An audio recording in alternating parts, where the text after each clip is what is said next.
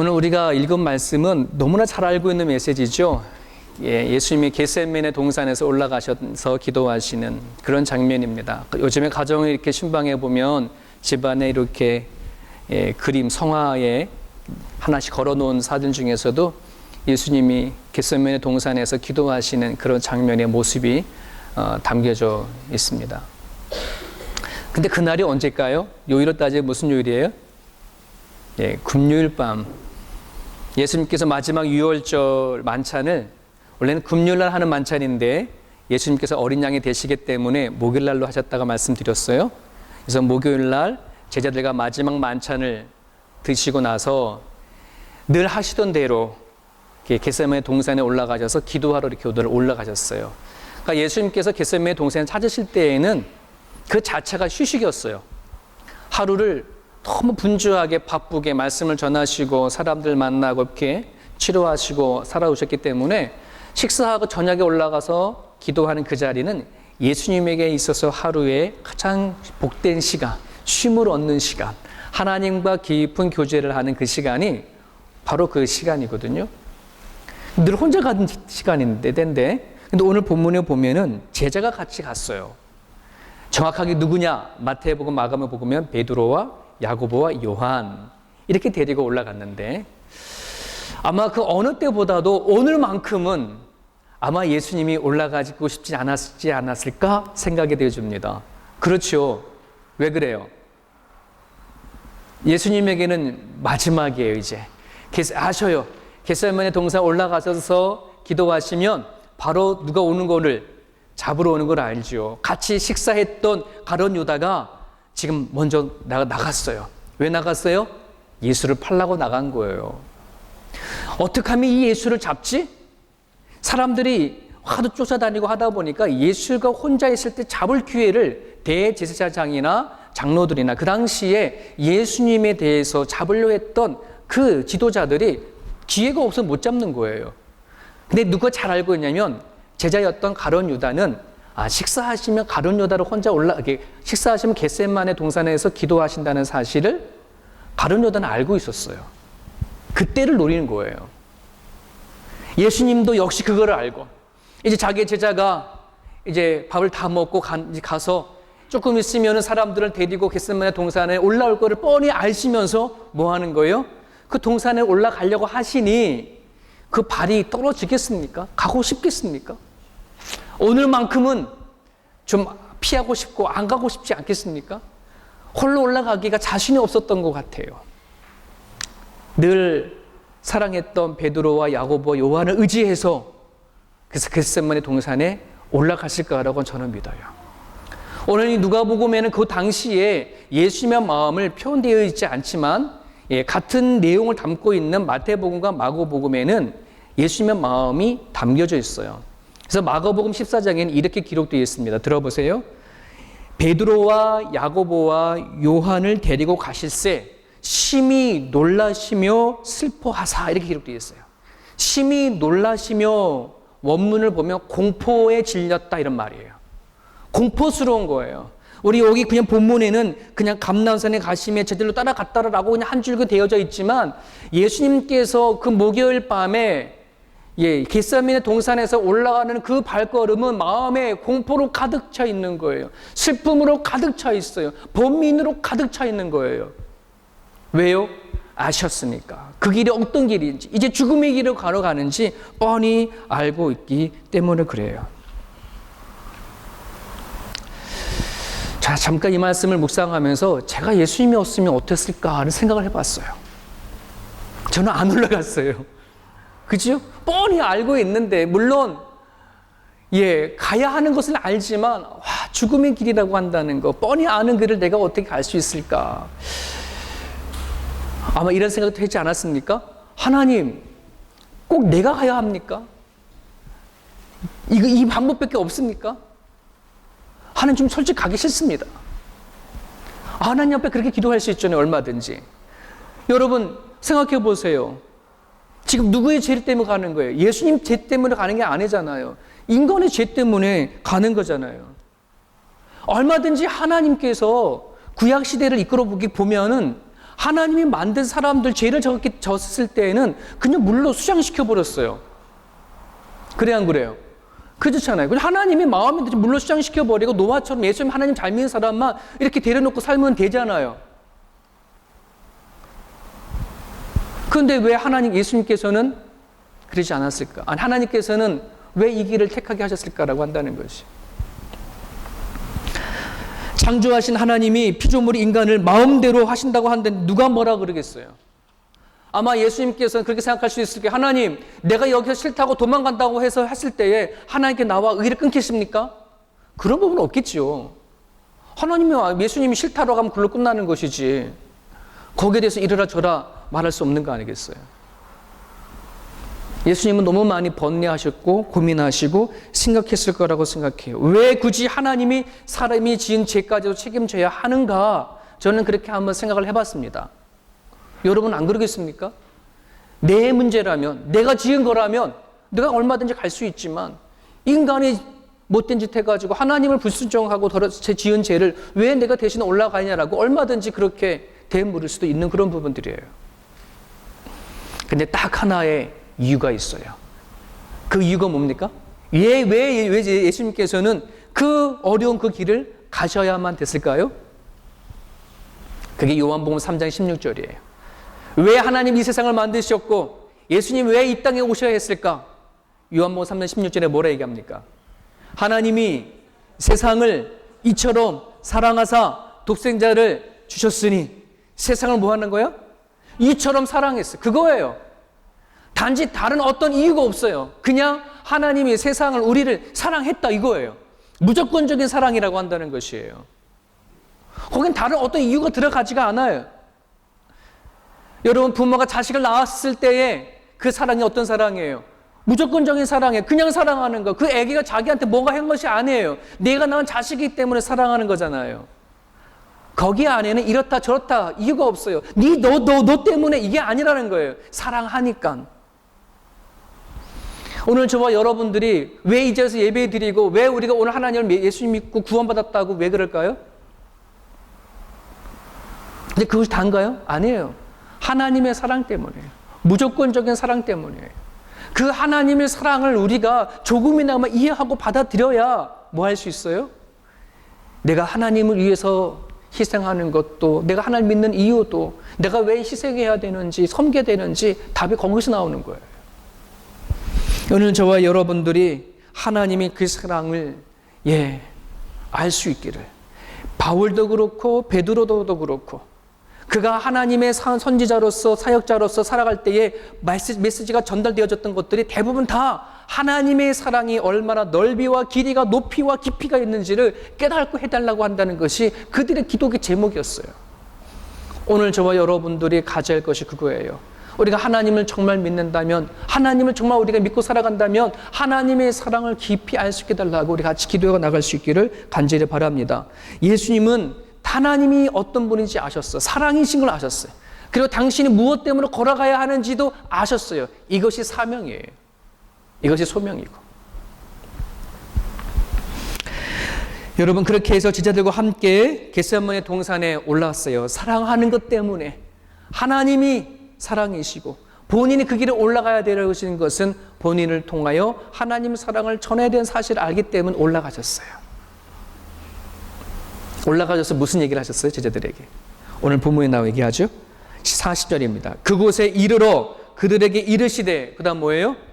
유혹에 빠지지 않기를 기도하라. 유혹에 빠지지 않기를 기도하라. 오늘의 메시지 포인트가 여기 있습니다. 제가 유혹이라고 하는 단어를 사전을 찾아봤어요. 그냥 사전을 찾아봤는데 이렇게 기록되어 있더라고요. 남을 깨어서 정신을 어지럽게 함, 그릇된 길로 깸, 이렇게 되어 있어요. 그럼 오늘 잘 들어야 돼요. 정신 바짝 차 들어야 돼요. 그래야 이 유혹에 빠지지 않기 기도가 이게 뭔지를 알 수 있어요. 유혹이 뭐라고요? 남을 깨어서 정신을 어지럽게 한다. 그리고 그릇된 길로 깬다. 이런 말이에요. 자, 그러면 이 사전적인 이 유혹이라고 하는 의미가 성립이 되어지려면 그 사람이 어떻게 되어야 돼요? 온전한 정신에 있어야 그 정신을 뭐 할 수 있어요? 어지럽힐 수 있지요. 그 다음에 그 사람이 온전한 길에 서 있어야 그를 잘못된 길로 인도할 수 있지요. 그죠? 이 두 가지 전제 조건이 되어야 이 유혹이라는 단어가 형성이 되어지는 거예요. 자, 그러면은 여러분, 오늘날 성경에서 말했을 때에 온전한 정신이란, 올바른 길이란 그게 뭘까요? 인류의 역사에 많은 인류학자가, 철학자가, 인간을 연구하는 사람들이 올바른 길, 올바른 정신을 찾아냈나요? 아니요. 절대적인 올바른 정신이 뭔지, 절대적인 길이 무엇인지를 여전히 찾지 못하고 있어요. 다 그들이 찾아낸 것은 상대적인 것이에요. 정의란 무엇인가에 대한 수많은 책이 나왔지만 그들이 말하고 있는 정의와 공의는 사람이 만들어낸 정의와 공의 얘기하는 거예요. 하나님이 빠진 거예요. 여러분, 오늘 우리가 믿는 예수님이 누구예요? 길이요 진리요 생명이다라는 말이죠. 이게 뭐예요? 절대적인 진리고 절대적인 길이고 절대적인 생명을 얘기하는 것이에요. 그렇지 않습니까? 그런 성경 쪽을 봤었을 때 그러면 하나님을 아는 사람과 하나님을 모르는 사람, 하나님을 모르는 사람에게는 뭐가 없어요? 그에게는 올바른 정신, 올바른 길이 있어요, 없어요? 절대적인 올바른 정신과 올바른 길이 그들에게는 없어요. 누구한테 있어요? 오늘 우리들에게는 있잖아요. 이 유혹이라는 단어는 세상 사람들에게는 적용이 안 돼요. 그래서 오로지 누가만 갖고 있는 사람이, 올바른 정신이 서 있는 사람을 깨어야 되는 거잖아요. 올바른 길에 서 있는 사람들을 유혹해서 다른 길로 가게 하는 거잖아요. 제 말이 틀려요, 맞아요? 여러분, 유혹이라는 단어는 그냥 내가 나쁜 길로 가게끔 뭔가 나를 어떤 사람이 유혹해가지고 빠지게 하는 이런 걸 성경에서 말하는 유혹이 아니에요. 오늘 성경에서 말하는 유혹에 빠지지 않게 기도하라고 한다는 것은 너가 가진 올바른 정신과 바른 길, 그것을 뭐 한다는 거예요? 빼앗기지 않도록 하라는 말이에요. 그 말은 다른 말로 말하면 예수가 길이요 진리요 생명인데 우리는 이 참된 것을 가졌지만은 악한 사단은 이것을 뭐 한다? 빼앗으려 한다는 거예요. 빼앗으려 한다는 것이에요. 진짜를 가졌기 때문에 빼앗으려 하는 거예요, 여러분.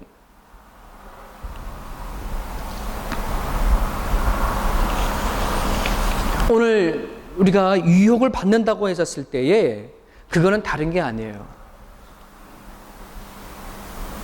예수를 믿음과 동시에 하나님을 아는과 동시에 우리에게 하나님께서는 주신 것이 있어요. 저와 여러분들이 하나님을 믿고 거듭났고 새로 태어난 그리스도인이 되는 순간 하나님 앞에 받은 것이 있어요. 그 받은 것이 우리를 가치 있는 존재로 만들어요. 온전한 사람으로 만들어요. 바른 길에 서 있는 존재로 만들어요. 여러분, 그게 뭐예요? 여러분 뭘 받으셨어요? 예수를 믿고 하나님을 아는 순간부터 여러분이 하나님 받은 게 뭐예요? 하나님에 대한 자녀, 이 하나님에 대한 지식, 그죠? 하나님이 베푸신 그 은혜, 하나님 우리에게 부어주신 사랑과 하나님 배워주신 비전과 하나님 이 땅에서 우리를 어떻게 이끌어 나가시는 모든 계획과 이런 것도 우리는 알아야 몰라요. 알지요? 창세기부터 요한계시록까지 우리에게 하나님의 생각과 모든 것을 다 보여주시고 알게 해주셨잖아요. 오늘 저와 여러분 이거를 가진 존재예요. 오늘 예수님께서 말씀하시는 건 너가 유혹에 빠지지 않게를 원한다라고 한다는 것은 악한 영은 반드시 하나님 주신 이것을 뭐 한다는 거예요? 빼앗으려고 하는 거예요. 우리를 가치 없는 존재로 만들어 가려고 한다는 것이에요. 여러분, 강도와 도둑이 어떤 사람에게 가치 있는 것이 없으면 가가지고 뺏어 오겠습니까? 도둑질 하겠습니까? 없는 사람에는 가지 않죠. 여러분, 이 세상 유혹이라고 한다는 것은요, 엄연히 따지면 세상 사람들은 유혹이 없어요. 왜? 그들은 참된 것을 갖고 있지 않아요. 그들이 가진 것은 가치가 없어요. 왜? 그들이 죽음과 동시에 모든 것이 다 사라져버리는 것이에요. 하지만 저와 여러분이 가진 예수 그리스도는 뭐예요? 이거는 죽어도 사는 거예요. 죽어도 가치 있는 거예요. 내가 믿는 믿음과 내가 갖고 있는 신앙을 가지고 뭐 하겠다는 거예요? 내가 너를 평가하겠다는 거예요. 너가 천국과 지옥을 가게끔 인도하겠다는 말이에요. 그런 부분에서 우리는 뭐 해야 되는 거예요? 하나님부터 받은 것이 이거를 빼앗기지 않도록 뭐 하는 거예요? 지켜내야 하는 것이에요. 오늘 저와 여러분들이 예수를 믿으니까 하나님을 만나고 나서는 사단의 존재를 같이 알게 된 거 아니겠습니까? 하나님만이 알 것이 아니라 이 세상은 악한 영들이 뭐 한다는 거예요? 우리의 믿음과 신앙을 빼앗기기 위해 존재한다는 사실을 우리는 알고 있는 거예요. 여러분, 사람의 첫 번째 사람이 누구예요? 아담이죠. 아담과 하와가 하나님께서 세상을 다 만들어 놓으시고 아담과 하와를 만들었어요. 자, 그럴 때에 사람이 다른 어떠한 피조물보다 존귀한 이유가 뭐예요? 하나님을 알지 못하는 사람들은 그냥 다른 동물을 생각하지 않는다. 우리는 생각하는 동물이다. 사회적인 동물이다. 나름대로의 그런 걸 찾아요. 그런 걸 가지고 우리는 동물과 다른 존귀한 존재라 얘기를 합니다. 하지만 정말 사람이 하나님과 특별한 존재가 되어지는 존귀한 것은 뭐냐 그러면 하나님의 사람을 만들어 놓고 뭐 했다는 거예요? 생기를 불어넣지요. 더 중요한 것이 있어요. 선악과를 만들어 놓고 뭐 한 거예요? 약속 맺은 거예요. 언약 맺은 거예요. 어떠한 피조물, 하나님 피조물들과 하나님께 언약한 피조물이 누가 있어요? 없어요, 여러분. 아담과 하와를 세워놓고서는 뭐 하겠다는 거예요? 하나님이 만들어놓은 피조물임에도 불구하고 내가 너랑 뭐 하겠다? 인격 대 인격으로 대해주겠다라고 언약을 맺은 거예요. 이게 선악과의 문제예요. 많은 사람들은 얘기를 합니다. 선악과를 왜 만들어 놨습니까? 만들지 않았으면 우리가 죄를 짓지 않을 텐데 하나님 죄지라고 만들어 놨죠? 이렇게 말하는 사람들이 있어요. 여러분, 선악과는요, 죄를 지라고 만드는 것이 아니라 하나님이 우리를 사랑하고 우리를 존귀하게 대접하기 위해서 뭐 한 거예요? 언약을 맺은 거예요. 아무런 관련이 없는 그냥 피조물이었는데 하나님이 선악과를 만들어 주시고 언약을 맺음과 동시에 사람은 뭐예요? 생명인과 동시에 하나님과 교제하는 인격을 가진 존재예요. 내가 얘기하면 넌 들을 거고 네가 말하면 내가 들어줄게. 내가 아프면 너도 느낄 거고 네가 아프면 나도 같이 아파해 줄게. 이게 인격적인 관계잖아요. 이것 때문에 존귀한 거예요. 이거를 사람이 받았어요. 누가 지금 시기하고 질투할까요? 먼저 타락된 사단이 그거를 보고 시기하고 질투하는 거예요. 왜? 아담과 하와가 가진 존재가 뭔지 알게 있었기 때문에. 사단은 그게 없어요. 그들은 뭐예요? 이제는 하나님 앞에 아무런 가치가 없는 존재. 나중에 마지막 날에 뭐예요? 지옥불에 던져서 지옥불에 던졌을 밖에 없는 그런 존재가 사단이잖아요. 그 시기와 질투로 하여금 뭐예요? 아담과 하와를 빼앗은 거예요. 그게 유혹인 거예요, 여러분. 사단이 아담과 하와에게 다가온 유혹이 바로 그거예요. 하나님과 관계를 맺은 가치 있는 것을 가치 없는 존재로 만들어버리는 것. 첫 번째 아담이 이렇게 다가온 유혹이에요. 두 번째 아담이 누구예요? 두 번째 사람이 누구예요? 아담, 예수님이잖아요. 예수님께서 몇 살에부터 공생을 시작했습니까? 30살까지. 어렸을 때부터 30살까지는 뭐 했어요? 똑같이 인간의 모습으로 살았어요. 30살이 되었을 때에 하나님께서 예수를 부르셔서 뭐 하는 거예요? 이제 인류의 구원자 메시아로 뭐 하는 거예요? 사용하시려고 사명자로 쓰시는 거예요. 그래서 광야로 내보냈습니다. 그 광야에서 40일 동안 금식하면서 사단이 뭐예요? 다가와서 유혹하는 거예요. 그 유혹이 무슨 유혹인지 아세요? 예수로 하여금 인류를 위해서 메시아가 되지 못하게 하는 유혹이에요. 가치 없는 존재가 되게 하기 위한 거예요. 그냥 인간의 사람 예수로 살게끔 뭐예요? 유혹하는 것이에요. 야, 예수, 너가 지금까지 30살까지 인간으로 살아왔잖아. 밥 먹고 똥 싸고 살아왔잖아. 네가 무슨 하나님의 사람이라고, 네가 무슨 인류를 위해서 살겠다라고 그냥 배고프지 돌을 떡을 해먹어. 너가 지금까지 원했던 권력과 명예 내가 얼마든지 줄 테니까 이것이나 받고 그냥 나머지 인생 편안하게 살아. 이것이 뭐냐면 사단이 예수에게 다가온 유혹이에요. 똑같은 유혹이에요. 예수로 하여금 가치 없는 존재로 만드는 것. 이게 유혹입니다. 여러분, 저나 여러분들이나 내가 예수를 믿지 않는다고, 하나님 믿지 않는다면 여기서 성경상에서 말한 유혹은 우리한테 없어요. 그냥 내버려 둬버리는 거예요. 왜? 그럴 필요가 없어요. 그들은 가치가 있는 것이 아니니까. 예수 믿지 않는 사람 잘 먹고 잘 사는 거 부러워하지 마세요. 그거 가지고 뭘 하지 마세요. 왜? 하나님 모시기는 아무것도 아니에요. 그냥 개인이 갖고 있는 능력에 따라 살아갈 뿐이에요. 이성이 있고 능력이 있으니까 잘 먹고 잘 살아가는 거예요. 하지만 마지막 때가 되어지면은 아니요, 하나님 앞에 쓸모없는 존재예요. 하지만 저와 여러분 다르죠. 우리 안에 누가 있기 때문에, 예수가 있기 때문에, 하나님 주신 것이 있기 때문에, 하나님의 생명이 우리 가운데 있기 때문에 우리는 그거를 하나님 아는 것 때문에 뭐 하는 거예요? 우리는 가치 있는 존재가 되어지는 것인데 사단이 그것을 뺏는 거예요. 네가 하나님 사람이냐? 네가 어떻게 살았는데? 네가 뭐 그리스도인이라고? 네가 뭐 크리스찬이라고? 이것이 오늘 우리에게 주시는 유혹이에요. 생각해 보세요, 여러분. 예수님께서 제자들에게 지금 겟세마네 동산에 올라와서 말씀하시는 것을 기도하기 전에 얘들아 유혹에 빠지지 않기를 기도해. 조금 있으면은 이제 예수님이 그 제자들이 보는 바 앞에서 뭐 할 거예요? 힘없이 잡혀가실 거예요. 단 한 번 휘둘리지 못하고 예수님께서는 그렇게 잡히실 거예요. 그리고 법정 앞에 쓸 것이고 나중에는 강도로 누명을 씌우고 십자가에 매없이 돌아가신 예수를 볼 텐데 제자들이 그 모습을 보고 어떻게 할 거예요? 내가 믿는 메시아 맞아? 내가 3년간 쫓아다녔던 구원자 예수님 맞아? 우리 유대인을 다시 회복할 그런 메시아가 맞냔 말이야. 예수님께서 그 많은 능력을 행했지만 왜 당신이 스스로 십자가에 내려오지 못하지? 수많은 번뇌와 그들이 가졌던 하나님을 통해 들었던 말씀과 하나님의 나라와 그 모든 능력을 뭐예요? 순식간에 잃어버릴 그 순간이 다가오는 거예요. 예수님은 그걸 지키라는 거예요. 얘들아, 지금 너희가 유혹이 다가올 거야. 너가 가졌던 믿음과 들었던 신앙과 말씀이 상황 앞에 다 빼앗길 거야. 기도하고 깨어 있어. 이런 얘기인 거예요, 여러분.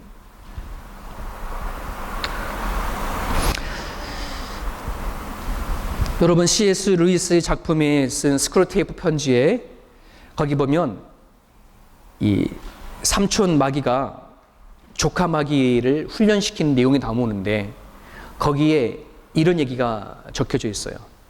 이 조카가 웜우드예요. 들어보세요.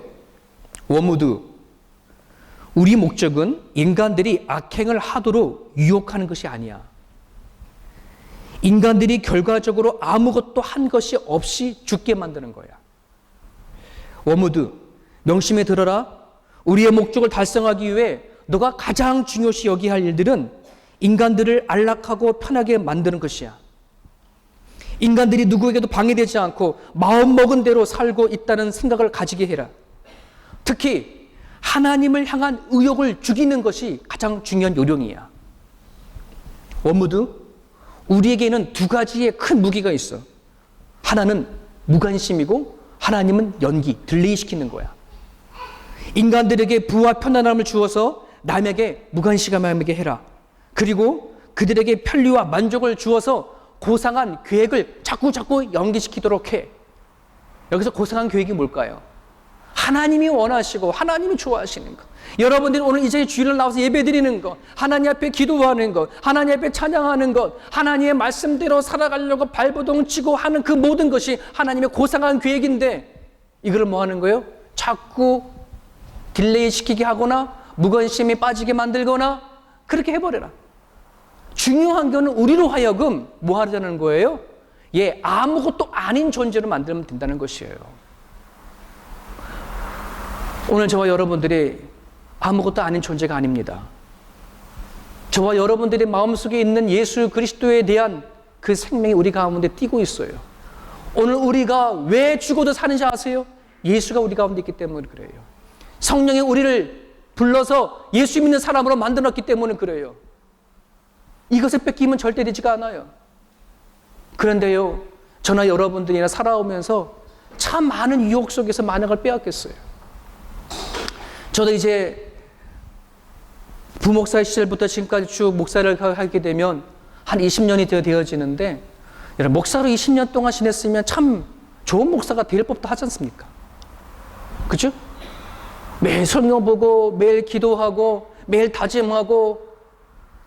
그런데요, 제가 생각해봐도 참 많은 내가 유혹을 당했구나. 참 많이 내 마음이 빼앗겼구나. 마치 길바닥에 떨어진 믿음의 씨앗이 날아온 새가 쪼아먹듯이 수많이 말씀을 놓고 기도하고 다짐을 하고 뭐 한다 하더라도 많은 유혹에 빼앗겨서 아직 내가 좋은 목사가 되지 못해. 여러분, 오늘날 하나님, 우리가 정말 예수를 믿어왔던 시간을 따진다 그러면, 하나님 말씀을 들어온 것을 따진다 그러면 우리는 썩 괜찮은 사람이 됐어야 돼요. 정말 희생과 헌신할 수 있는, 정말 12대 제자처럼 그렇게 살아갔었을 텐데 우리는 참 많은 걸 빼앗기며 살아왔다. 다른 것이 아니에요. 사단이 우리에게 나도 인식하지 못하게 다가와 유혹하는 것이에요. 가치 있는 것을 하지 못하도록, 내가 하나님 앞에 결단하지 못하도록, 결단했다 할더라도 하루가 가지 못하도록, 이틀이 가지 못하도록 자꾸 우리들의 마음의 환경과 상황을 다가와서 내 마음속 안에 하나님을 기뻐하시는 것들을 자꾸 빼앗기게 만들어버려서, 우리가 만약에 하나님 앞에 말씀 반대로 하나도 빼앗기지 않고 지킬 수만 있었다고 한다면 아마 우리는 희생하고 헌신할 수 있는 썩 괜찮은 제자들을 살아왔지 않을까, 그런 생각을 해보게 되어집니다. 사랑하는 여러분, 오늘 저와 여러분들이요 지켜야 합니다. 예수님께서 너희들의 유혹이 다가올지어다 깨어서 기도해라. 그 방법은 기도하는 거예요. 깨어 있어서 우리는 기도하는 거예요. 그런데 그 기도는 어떤 기도가 되냐면 예수님이 하신 기도예요. 42절입니다. 아버지여, 만일 아버지 뜻이오거든 이 잔을 내게로 옮기소서. 여러분, 오늘 누가복음에 한 번만 나오지만요, 예수님께서요 정말 힘드셨던 거예요. 겟세마네 동산에서 어떤 기도 하셨냐면, 하나님, 내가 십자가를 걸어갈 테니까 내가 잘 이기게 해주세요. 이 기도가 아니에요, 여러분. 하나님, 나 도망가고 싶어요. 안 하고 싶어요. 하나님, 나 싫어요. 안 하고 싶어요. 왜 내가 굳이 그 일을 해야 됩니까? 남들도 많이 있는데. 내가 죄를 졌으면 제가 가겠습니다. 죽겠습니다. 하지만 내가 진 거 아니잖아요. 예수님이 그런 기도 하셨어요, 여러분. 인간이신 예수님이 하나님 앞에 한 번 가서 기도하고, 하나님, 나 이거 지고 싶습니다. 이 잔을 옮겨주세요. 하나님이 능력이 있으시잖아요. 하나님은 힘이 있으시잖아요. 못하실 게 없으시잖아요. 이런 마태복음, 마가복음 보세요. 그런 식으로 하나님 앞에 기도했어요. 한 번 가서 기도하고 아버니가 제자를 자고 있어요. 또 가서 또 기도하고 또 와가지고서 또 자고 있어요. 또 가서 기도했어요. 한 번 가고 기도, 두 번 가고 세 번은 계속해서 예수님께서는 이 잔을 옮겨달라고 했어요. 만약에 여러분 예수님이 그렇게 기도를 겟세마네 동산에 기도했다면 어떤 일이 벌어졌을까요? 저는요 100% 예수님은 가룟 유다가 오기 전에 먼저 겟세마네 동산에 내려갔을 거로 저는 봐요. 그렇게만 기도했다면, 하나님, 만일 아버지 뜻이거든 이 잔을 옮겨주소서 라고만 기도했다면 아마 예수님은 그냥 중간 내려가셨을 거예요. 뒤에 기도 때문에 머무신 거예요. 뒤에가 어떤 기도예요? 내 원대로 마옵시고예요. 내 원대로 마옵시고, 누구의 원대로? 아버지의 원대로. 예수님도 예수님의 마음이 있어요. 예수님의 뜻이 있어요. 예수님의 생각이 있어요. 하지만 하나님의 원이라면, 하나님의 뜻이라면 내가 그냥 머물러 있겠습니다. 하나님의 뜻이라면 내가 여기 있겠습니다. 하나님의 뜻이라면 내가 가겠습니다. 여러분, 이거가 우리의 믿음을 지키는 것이에요. 여러분, 한번 우리가 받은 말씀을 한번 생각해 보세요. 여러분이 읽은 성경 말씀을 생각해 보세요. 우리가 할 수 있는 게 뭐 얼마나 되어져요? 아니요, 못해요. 할 수 없는 게 너무나 많아요. 이것도 못하고 저것도 못하고 왜 내가만 해야 됩니까? 왜 우리가 낮아져야 합니까? 내가 왜 섬겨야 됩니까? 내가 왜 죽어야 합니까? 안 죽습니다. 이것이 제 마음이에요. 우리 마음엔 다 그래요. 그렇지 않습니까? 저만 그래요? 저만 살고자 원해요? 우리 모두에게 갖고 있는 본능이 뭐예요? 다 살기 원하는 거예요. 죽고자 원하는 게 아니에요. 근데 뭐예요? 하나님의 원은, 하나님의 원하면, 하나님의 뜻이라니. 예수님은 자신만을 생각하는 기도가 아니라 하나님을 생각했던 기도였음을 여러분 기억하고 나갈 수 있기를 간절히 바랍니다. 여러분, 브라질에 그 리우 올림픽을 하셨을 때에 저도 한번 안 가봤어요. 리우의 그 도시에 가면은 예수님께서 크게 세운 동상이 있죠. 예수상. 높이가 30m, 가로가 28m라고 그렇게 하더라고요. 여러분, 이 예수님 상이 어디에 세워져 있는지 아세요? 어디를 향하고 있는지 아세요? 예수님 그 앞에 뭐가 있어요? 브라질의 바로 앞에 큰 바다가 있고요. 바다에 이를 끼고 거기에 요트가 화려한 요트들이 많고 바로 거기에 여러 높은 빌딩들이 있고 그래요. 마치 우리 시드니 항구 보는 그런 식으로 향해서 이렇게 되어 있어요. 그러니까 예수님이 바라보는 이 앞쪽에는 완전히 아파트 단지예요. 화려한 요트에. 근데 여러분, 뒤에는 뭐가 있는지 여러분 아세요? 세계에서 최고의 빈민가가 뒤에 있어요. 빈민가이면서도 범죄 조직이 가장 많은 그러한 도시가 바로 예수님이 서 있는 조각상 뒤쪽에 있어요. 얼마나 큰지 추정을 하지 못한다고 해요. 그 빈민촌이 얼마나 큰지. 거기에서 만약에 어떤 문제가 일어나면 경찰이 못 들어가요. 왜? 경찰도 힘을 못 쓰기 때문에 평상시에 치안을 한번 내버려뒀다가 큰 문제가 나면 군대가 들어간다고 해요. 그만큼 그 뒤쪽에는 빈민가에다가 나름대로의 정말 세상의 모든 종류의 제약과 악기 다 있는 곳이 바로 그 뒤쪽에 있어요. 여러분, 그 빈민가에 교회가 있겠습니까? 없겠습니까? 있죠. 교회가 참 많아요. 어느 한 사역자가 그 빈민가에 파송을 받았어요. 너무나 그 곳이 어렵고 상황이 안 좋고 하다 보니까는 거기에서 계속해서 목회할 사람이 있지가 않는 거예요. 그러다 보니까 목회자를 3년 타월로 보내는 거예요. 3년만 견디다 오고 3년만 견디고 이렇게 파송하는 거예요. 한 사역자가 그 빈민촌에 사역을 받아서 3년간은 사역을 하게 되어졌어요. 한 해를 하고 나니까는 치를 떠는 거예요. 분명히 교회긴 교회인데 교회 안에 세상의 범죄가 다 들어와 있는 거예요.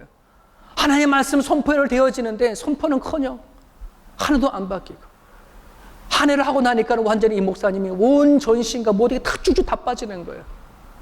그냥 2년과 3년 그냥 때우는 식인 거예요. 견디는 거죠. 견디는 거예요.